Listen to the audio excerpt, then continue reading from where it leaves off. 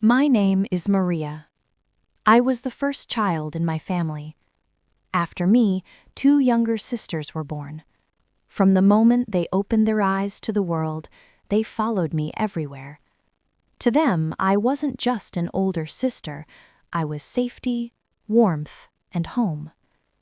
When our parents left to work far away, they promised it would be temporary, just a year, maybe two, but life had other plans.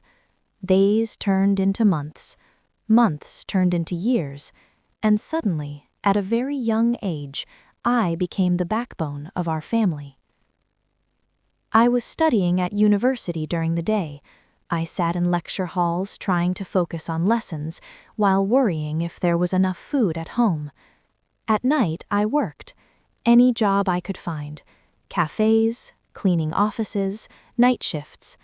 Sometimes I returned home close to dawn, my hands numb from cold, my body aching from exhaustion. Still, every morning I woke my sisters for school, made sure they ate, brushed their hair, and smiled, even when my heart was heavy. I never wanted them to feel abandoned. There were nights when I counted coins on the table, calculating what could be bought and what would have to wait. Bread or shoes, electricity or notebooks. I learned to choose survival over comfort.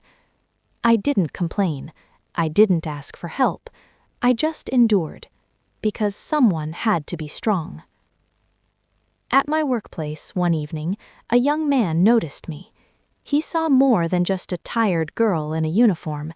He saw the way I carried myself, quiet, responsible, reserved. He started greeting me every day, asking simple questions, offering small kindnesses. Eventually, he asked me out. Once, twice, many times. I always refused, not because I was heartless, but because my heart was already full of duty, fear, and responsibility. I can't, I told him softly. I don't have the right. Then the neighbors began to talk. Someone saw us standing outside one evening, just talking. That was enough. In our neighborhood, truth didn't matter. Gossip did. They whispered that I was meeting men secretly. They called me careless, shameless. Suyokyo, they said.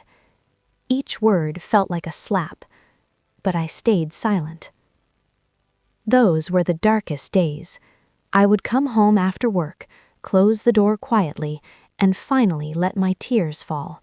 Not loud, not dramatic, just silent tears into my pillow so my sisters wouldn't hear. And then, every morning, I stood up again, because if I broke, everything would collapse. I studied harder. I worked longer. I became tougher, until the day my parents finally returned. They walked into a home that was still standing because I held it together. My sisters were healthy, educated, strong. Only then did my parents understand the weight I had carried alone. Only then did the neighbors fall silent. The young man, he never believed the lies. He waited. He respected my boundaries. He respected my silence. And for the first time, I allowed myself to breathe, just a little. I learned something important through all that pain. A woman's strength isn't always visible. Sometimes it hides behind tired eyes and quiet sacrifices. I am Maria. I wasn't reckless. I wasn't weak. I was surviving. And if you've ever been judged without being understood, remember this. The strongest people are often the quietest.